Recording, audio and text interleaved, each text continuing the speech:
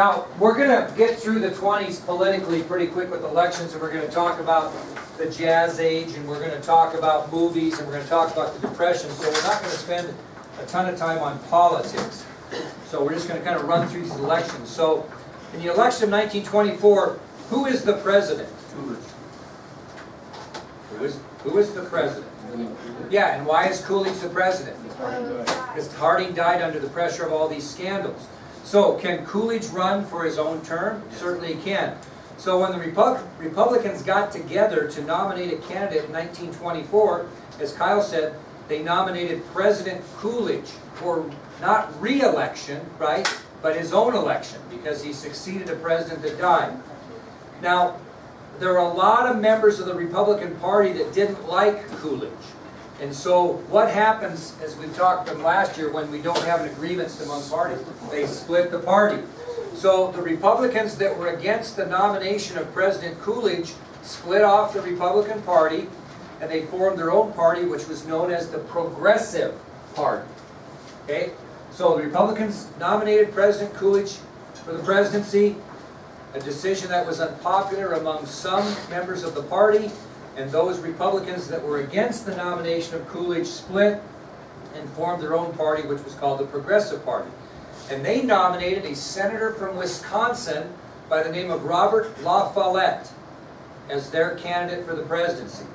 So the Republican Party, in essence, is going to have two candidates. One from the pure Republican Party with President Coolidge, and then the progressive wing of the Republican Party, calling themselves the Progressive Party, nominated Wisconsin Senator Robert La Follette. Now, this is where you start getting, we've had a few slogans, have we not? Campaign slogans? Yeah. Yeah. Well, nothing. So, presidents can only run for a couple of years. They can only be elected. Not yet. Yeah. Not yet. That happened. Good question. Dwight Eisenhower was the first president that was limited by the amendment of the Constitution that said 2 terms. So these guys can run, at this point, as many as they want. Does that also apply, like currently, does that also apply to vice presidents? Or can vice presidents, like, No, essentially go for as many terms as they want with the different, president? What's that? Like a president, then run to vice president, I don't know. Well, it's kind of weird. You can only serve 8 years. And so, like Grover Cleveland served 4, and then he didn't get elected, then he served 4 more. Well, he could have served more because we didn't have the amendment. But like Bill Clinton, as popular as he is, couldn't run again and become president because he served his 8 years. It's not consecutive, it's just 2 terms is the limit. Yeah, but if he's president for these 8 years, can he then run for a vice president position, or is he out of the nomination? He can be part of the president's cabinet, but he cannot be a vice president or But a president. vice president can run president? I think. They can't because it's they can't. But they could, yeah. They could serve 2 terms as vice president, then serve 2 terms as president. That's what you're asking.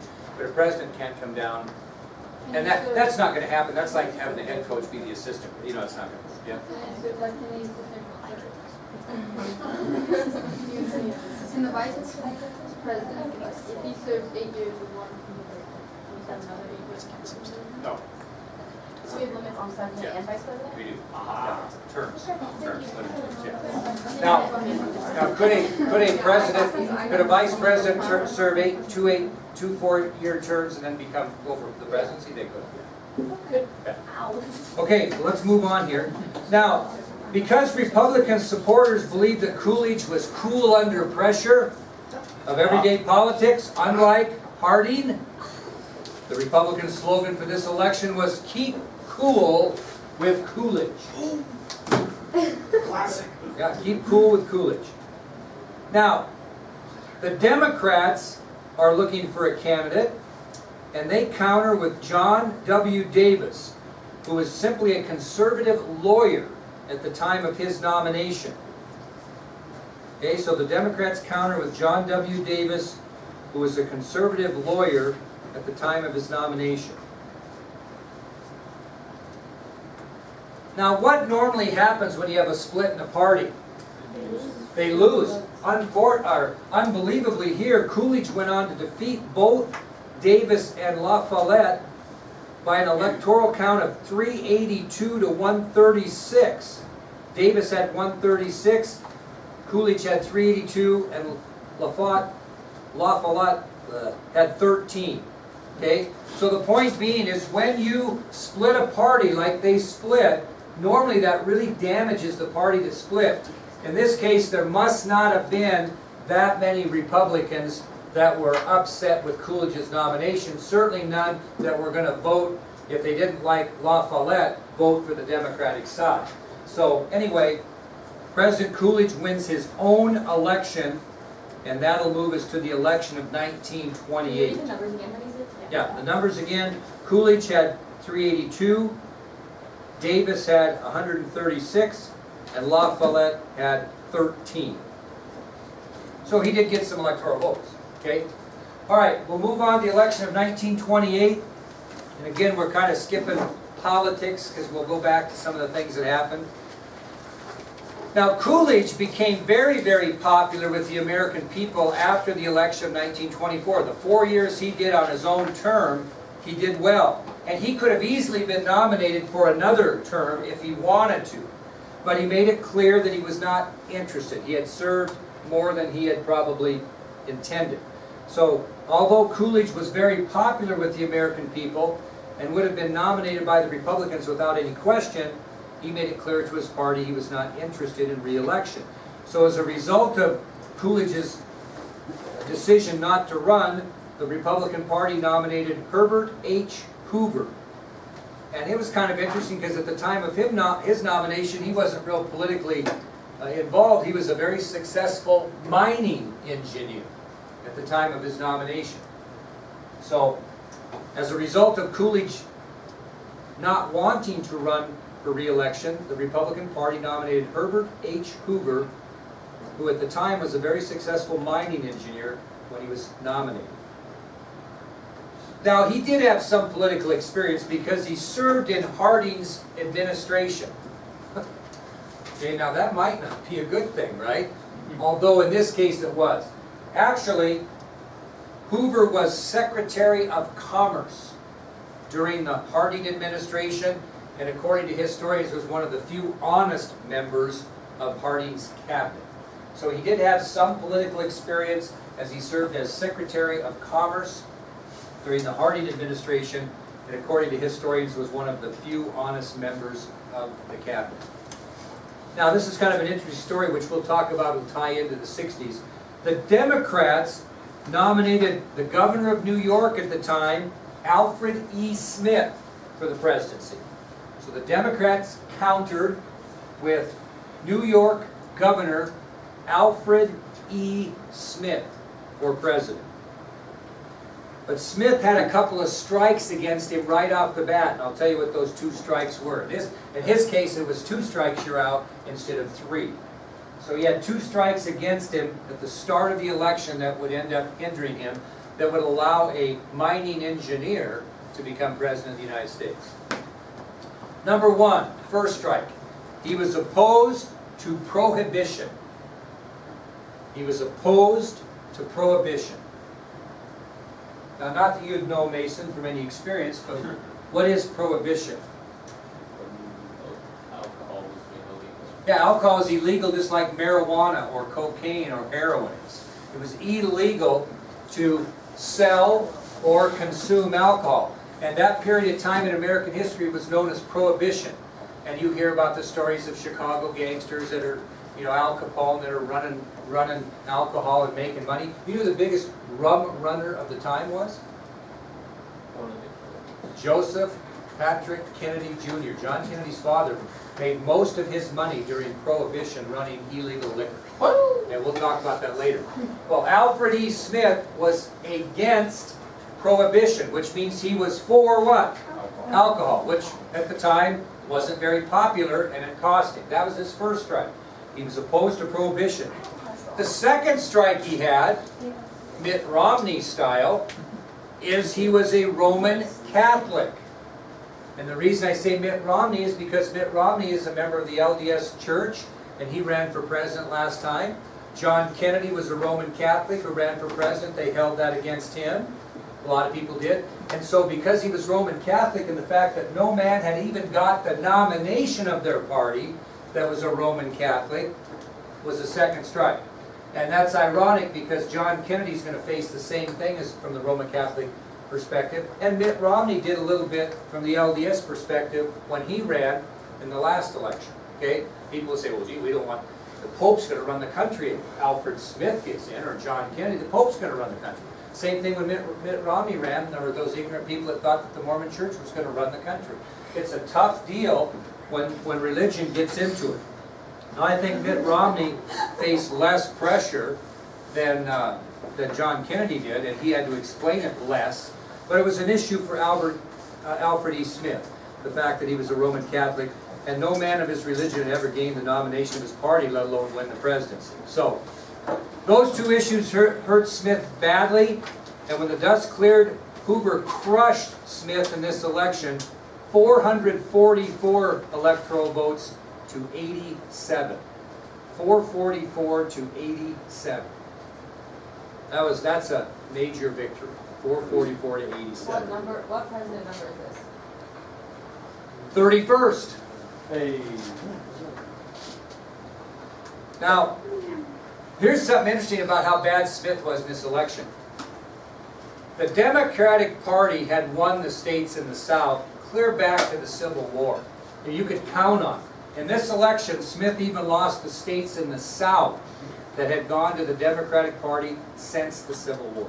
That's how bad it hurt him. And I don't think he was a bad candidate, but he was against the wrong thing at the wrong time, and his religion hurt him badly among the American people. Still don't see how anything against prohibition. Well, at that time, people believed in it. Not everybody, but it's like most people don't believe that heroin probably should be legalized. But you know, you're not going to go public. Is a politician going to want to? Is the next governor candidate in Wyoming going to stand up and say, "I hope marijuana is legalized"? No, they're not, because they're not going to win. Kind of the same thing here, even though maybe it doesn't matter. Okay, let's talk about technological changes in the 1920s. What? Is my phone ringing, or is that Bob Starks? By the look on his face. I don't think it's mine. I think it was. My phone broke off. I heard it. Phone! Okay. What do I mean? We just aren't getting it. I heard it too. I did too. Technological changes in the 1920s. Do you want to silence that so it doesn't happen again? Or? Okay. Brooke wasn't doing anything but trying to help Mr. Durr answer the phone. Really, being nice. It's funny how your ring is so identical to that of the school. Yeah, nice guy. Yeah, the teacher like goes back. He's not looking at valedictorian for nothing, folks. All right, technological changes in the 1920s. I'm going to give you 4 examples. There's many, but 4 of the top examples of how the 1920s were a decade of change concerning technology. Because we had things in the 20s we never had before. Anybody want to guess what some of them might have been? What? Okay, the automobile. Okay, that was probably the biggest symbol of change in the decade. The automobile. And who established the mass production of low-priced automobiles in this country? Henry Ford. And he did it right, though, seriously. Don't say that. Hey, whether you're a Ford guy or not, we won't get in that debate, but here's what Henry Ford did. He did really 3 things. He established mass production of vehicles. He established low-priced vehicles so everyone could pretty much afford one. That was brilliant on his part. So whether you're a Ford guy or not, Henry Ford did get the automobile industry on its feet so you could have Dodge Rams or whatever you're into now by establishing, first of all, the mass production of automobiles, and he priced them low enough that most Americans could afford to purchase one. Good move on his part. Now, obviously, this is going to transform American society, and someday, you know what you're going to do? When you're my age, you're going to say, you wouldn't believe it. When I had a car when I was 50 years old, it actually had tires on it. So you never know what's going to happen from now until you're 58. Okay? Here's some other examples of change. For the first time in American history, we had movies. Now, what kind were they? Start out with silent, where you hear this, and then it come across the screen and you'd read it, and then it transformed into where it had, volume, so to speak. Matter of fact, Joseph Patrick Kennedy, Senior, John Kennedy's father, made a fortune in the movie business also during this time. He invested a lot of money that he got from illegal booze into the movie industry and made money in movies, silent movies. Okay? What else might have come along with movies that weren't there in the 20s? What? Huh? Well, Wow. music which comes from radios. No TVs yet, radios. Well, it doesn't matter. It could be. Yeah. Automobiles, movies, and radios. And you know what even became more popular in the 20s that we didn't have before in a lot of places in this country? Electricity. Electricity. Yeah. So here are 4 examples of huge technological changes that occurred in the 1920s. Actually, in order I had them: movies, radios, electricity, and even the development of the automobile. So those were big-time technological changes in the 20s that we certainly take for granted today. Now, I'm going to give you some other technological breakthroughs during the decade, and one of them was synthetics. Synthetics, which is on your sheet. Synthetics. Does anybody in here know what synthetics are? They are not natural. Okay? Now, think about this. What synthetics are chemically produced fibers. And we really needed chemically produced fibers after World War I because there was such a shortage of natural fibers in the United States because we used them up in war production. So, synthetics, which came out in the 1920s, were chemically produced fibers that were needed in the United States after World War I, and because after World War I there was a dramatic shortage of natural fibers in the United States. What's the advantage of a synthetic compared to a natural fiber? What? Say, no? But you don't have to do something. My wife never buys me anything that's not made out of synthetics because I'm bad at this. Jeez. Okay. She's trying to keep me alive. Why would she? I'm insured for more than anybody in the world. No, why would my wife want to buy me synthetic things? She doesn't have to. God wash them. Iron them. Iron them. Synthetic clothes made out of synthetic fibers wrinkled less easily than natural fibers, and people became busy in the 1920s because of technological changes and how the world was changing. They were in a hurry. They didn't want to iron. So synthetic clothing became very, very popular in the 1920s, as they are today in married life if you don't know how to iron and your wife does. I conveniently did not learn that on purpose.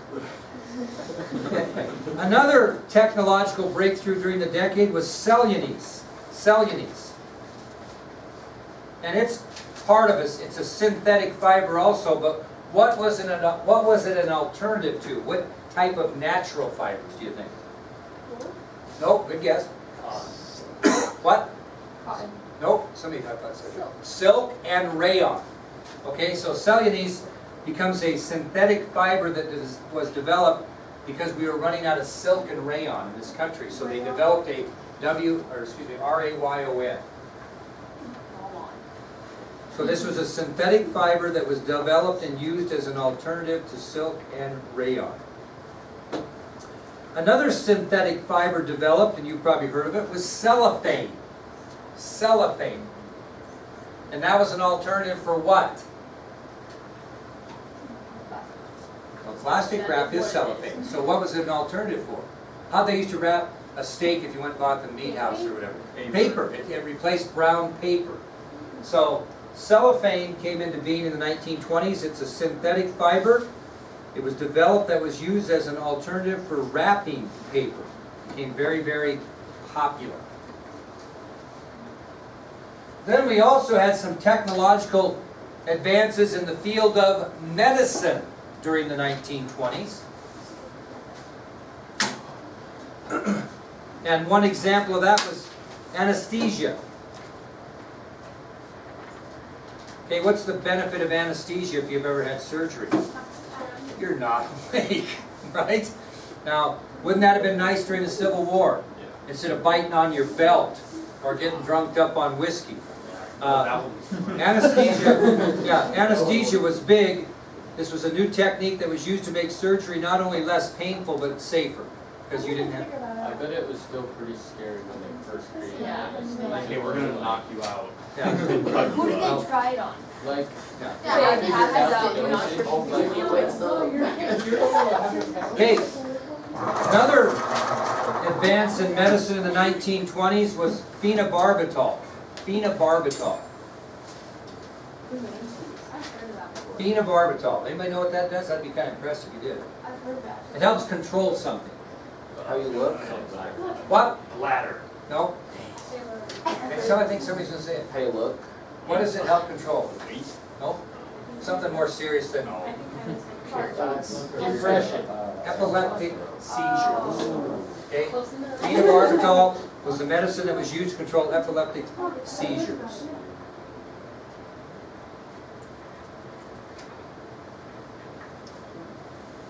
In 1920, a British researcher by the name of Dr. Alexander Flemington discovered a new wonder drug called penicillin. Penicillin. Fleming. Dr. Alexander Fleming discovered penicillin. That was big. That was really big. Because basically from 1920 till probably 1970, if a kid had a cold, if a kid had anything wrong with them or an adult, they gave them the penicillin shot. Matter of fact, they gave so many penicillin shots during that time, some of us